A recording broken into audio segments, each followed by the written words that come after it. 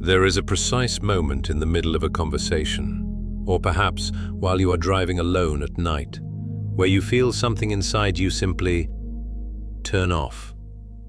For years, you were the listener. You were the one who absorbed the shockwaves of everyone else's chaotic lives. You were the good one, the stabilizer, the emotional anchor for a family or a social circle that seemed perpetually adrift. You prided yourself on your empathy, your ability to walk into a room and immediately sense the atmospheric pressure of hidden anger or unspoken grief. But recently, that sensor has burned out. You look at the people you love, people you have spent decades supporting, and you feel a terrifying, icy detachment. You hear their complaints, the same looping dramas they have enacted for 20 years, and instead of compassion, you feel a surge of dark, silent rage. You wonder if you have become a sociopath. You wonder if your heart has finally calcified. You feel broken, hollowed out, and guilty for your own exhaustion. Whatever you think this is, depression, midlife crisis, burnout, you are wrong. This is not a malfunction, this is a correction. What you are experiencing is a psychological phenomenon that Carl Jung anticipated, but which has only now, in the light of modern history and neuroscience, become fully visible. You are not losing your mind. You are experiencing what I call the empathic cauterization. It is a defense mechanism specifically prevalent in a generation born into or shaped by the chaotic transitional energy of the 1970s, a generation that was tasked with a psychological burden no child should ever bear, and which modern neuroscience confirms has physically rewired your brain. To understand why you feel this sudden, frightening numbness, we must look beyond the surface of your daily stress and descend into the architecture of your psyche. Jung believed that the neurosis of the individual is always a reflection of the neurosis of their time. And if you trace the timeline of your emotional development, you will find it rooted in a specific cultural shift that created the most broken, yet potentially the most powerful, empaths in history. You are part of a cohort that I classify as the regulatory generation. Born in or heavily influenced by the cultural ethos of the 1970s and early 80s, you entered a world where the structures of community and the Great Mother archetype were collapsing. The 1970s was often termed the me decade. It was an era of necessary liberation, yes, but also of profound narcissism. As the collective focus shifted inward towards self-actualization for adults, the children of that era were often left emotionally unattended. The latchkey phenomenon was not just physical, it was psychological. Jung observed that when the parent is unconscious or self-absorbed, the child is forced to overdevelop their own consciousness to compensate. You did not just grow up, you were conscripted into service as an emotional thermostat for your environment. Consider the neuroscience of the developing brain. We now know that the prefrontal cortex and the mirror neuron system, the parts of the brain responsible for empathy and social prediction, are highly plastic in childhood. In a stable environment, these systems develop slowly. But you were not in a stable environment. You were likely raised in a home where the emotional climate was volatile or coldly detached. To survive, to avoid the anger of a parent, or to soothe their depressive states, your brain had to hyper-evolve its mirror neurons. You learned to read micro-expressions before you could read books. You learned that your safety depended on your ability to predict and regulate the emotions of the adults around you. Jung would call this a premature dissolved participation mystique. You were never allowed to be a separate entity. You were a vessel for the unintegrated shadow of your caregivers. This created a state of chronic, low-grade hypervigilance. For decades, your amygdala has been bathing your system in cortisol, keeping you in a state of scanning the environment for threats to emotional harmony. You became the peacemaker, the fixer, the one who understands. But here is the dangerous truth that no one tells you. The brain cannot sustain high-voltage empathy forever. The hardware eventually degrades. What you are feeling now, that coldness, that inability to care about your friend's bad relationship or your family's drama, is your psyche engaging in the survival severance. It is the psyche's emergency brake. Jung warned that if we identify too strongly with the persona, the mask of the helper or the good child, the shadow will eventually rebel. And your shadow is rebelling right now. It is screaming that it is tired of carrying the emotional luggage of other people. This is why you feel broken. You have defined your worth by your ability to metabolize other people's pain. When that ability shuts off to save your life, you feel as though you have lost your soul. But Jung would argue that you are only now, for the first time, encountering your true self. Let us deepen this analysis. We must look at the specific pathology of this lost generation of empaths. It is not just that you are tired, it is that you are suffering from what I term archetypal displacement. In a healthy tribal structure, the role of the healer or the confessor is a specialized role taken on by elders who have undergone initiation. But in the vacuum of the 1970s and the chaotic decades that followed, this archetype was forced onto children. You became the parent to your parents. In Jungian terms, this is a negative inflation. You were forced to assume godlike powers of responsibility while you were still helpless. Modern neuroscience supports this Jungian view through the concept of allostatic load, the wear and tear on the body and brain which accumulates as an individual is exposed to repeated or chronic stress. Your empathy was not a gift, it was a trauma response. You were trained to abandon your own internal signals to service the signals of others. And now, the bill has come due. To illustrate this, we must look at a clinical example. Jung often spoke of patients who came to him in the second half of life, suffering from a loss of meaning. Let us construct a profile based on these cases, adapted for the modern struggle. Let us observe the case of Elias. Elias is 48 years old. He works in a high-level management position, a role he fell into because he is excellent at managing personalities. He was the child of a volatile, artistic mother and an absent, stoic father, a classic 1970s dynamic. For his entire life, Elias was the diplomat. He was the one his mother vented to about his father. He was the one his friends called at 2 a.m. He felt a secret, warm pride in being the strong one. But recently, Elias began to experience episodes of dissociative rage. During a team meeting, when a colleague began to complain about a workload issue, a complaint Elias would usually handle with grace, he felt a sudden impulse to flip the table. He felt a physical revulsion toward the person's neediness. Later that night, his wife tried to discuss her day, and Elias found himself staring at her mouth moving, unable to comprehend the words, hearing only a buzzing static. He felt hate, not for her, but for the demand of being present. Elias came to therapy believing he was having a nervous breakdown. He told the therapist, "I don't care about anyone anymore. I think I'm turning into my father." This brings us to the core of the diagnosis. Elias, like you, is not turning into his father. He is entering the nigredo stage of alchemy, the blackening, the decomposition. The nice guy, or the empath persona, is dying. Jung teaches us that we cannot enter the afternoon of life with the program of the morning. The program of your morning was survival through compliance and emotional attunement. The program of the afternoon must be something else entirely.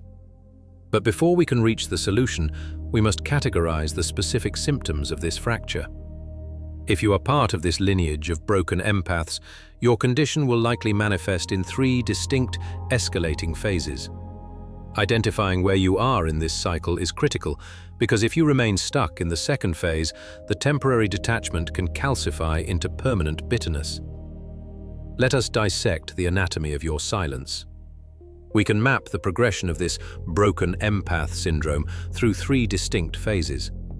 You will likely recognize the first 2 intimately, but it is the third that poses the greatest danger to your psyche if this process is not understood.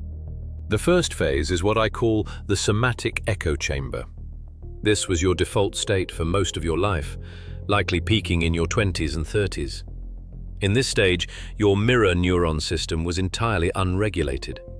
When someone cried, your chest tightened. When a friend was anxious, your own cortisol levels spiked, physiologically mimicking their stress response. You believed this was a virtue. You called it connection. But Jung would identify this as a lack of psychic skin. You were not connecting, you were merging. You had no gatekeeper between your unconscious and the collective emotional soup around you.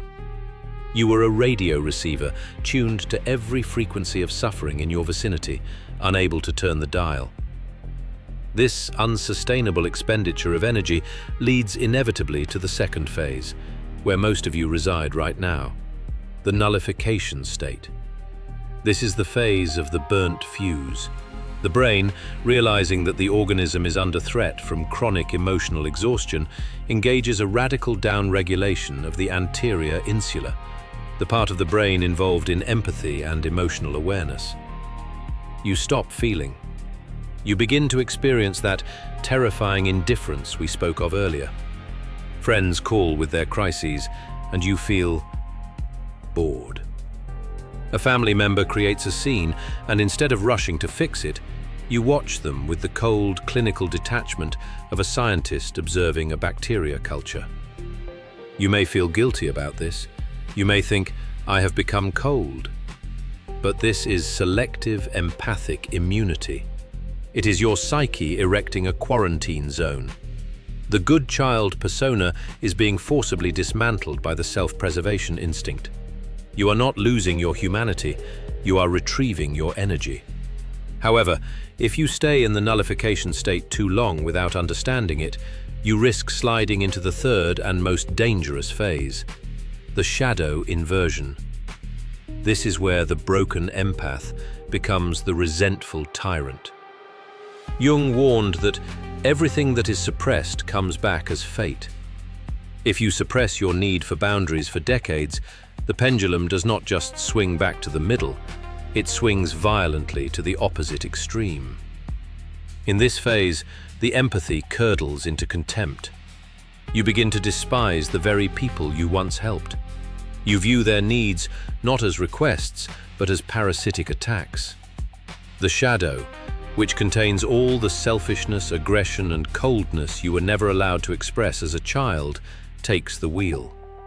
You might lash out with words that are shockingly cruel, specifically designed to hurt the person where you know they are weakest, precisely because your empathy gave you the map to their vulnerabilities. You use your superpower as a weapon. This is the precipice. This is where marriages end, where families fracture, and where the empath becomes the very monster they spent their life trying to placate. But there is a fourth path, a path that leads away from the cliff edge. The goal is not to return to the somatic echo chamber. You cannot go back to being the sponge. That version of you is dead, and it should remain dead. Nor is the goal to remain in the icy fortress of the nullification state.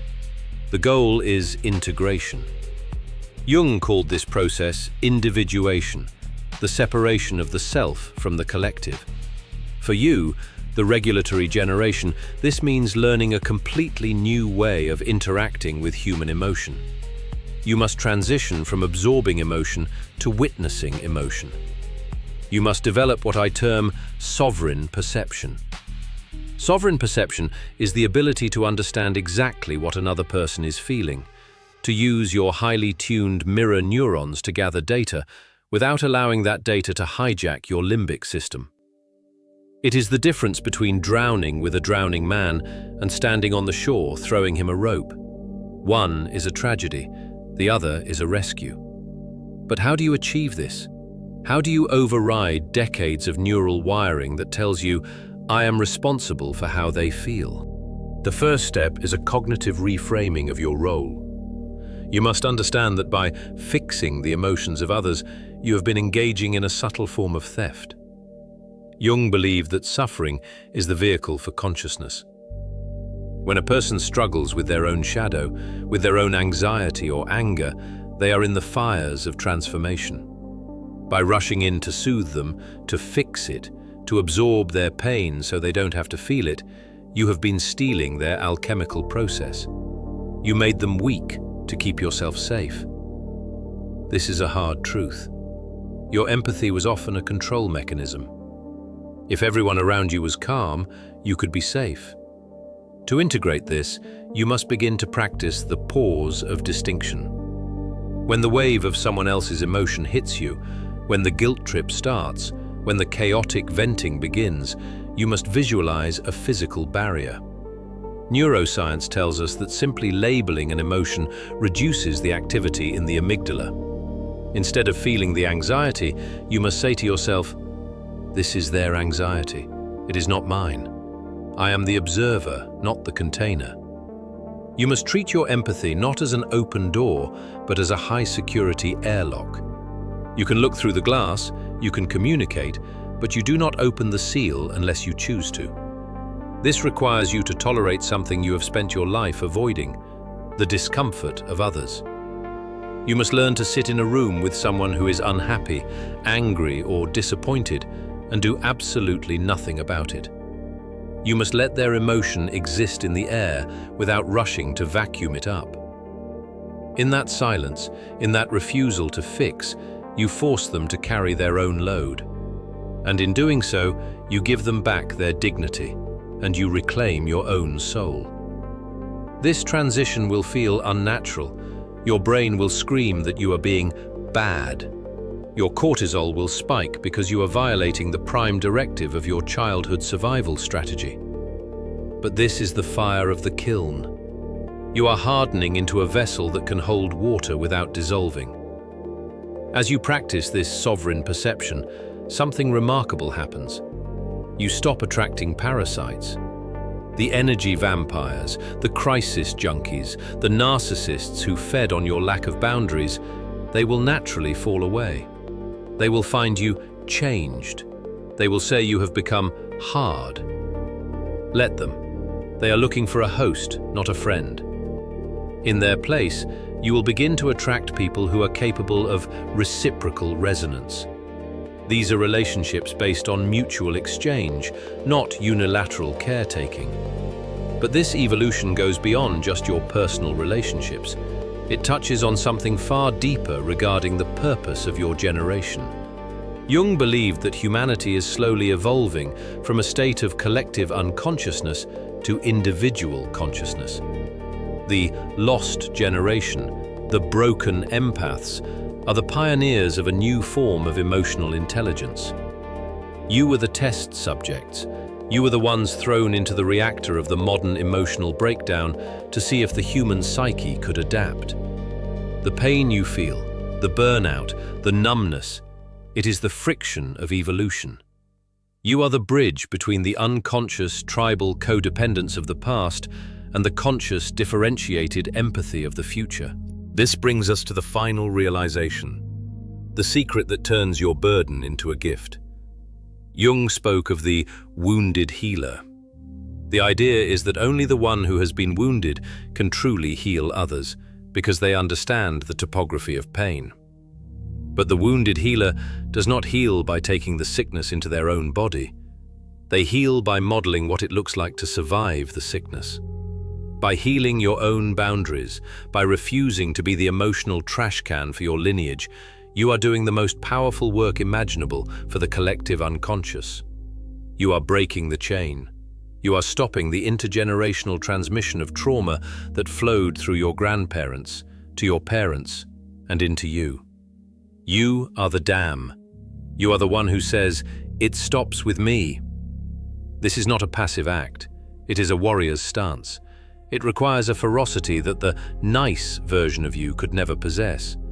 It requires you to integrate your shadow, that cold, rage-filled, selfish part of you that you are so afraid of. You need that coldness. That coldness is the steel in your spine. That rage is the sword that cuts the cords of manipulation. Do not fear your darkness. Your darkness is the only thing strong enough to protect your light. So, the next time you feel that wave of detachment, that sudden inability to care, do not medicate it. Do not judge it. Welcome it. It is your soul building a fortress. It is the arrival of your maturity. You are not broken. You are hatching. The world does not need more martyrs. It has enough of those. The world needs whole, sovereign human beings who can look into the abyss of human suffering and not fall in.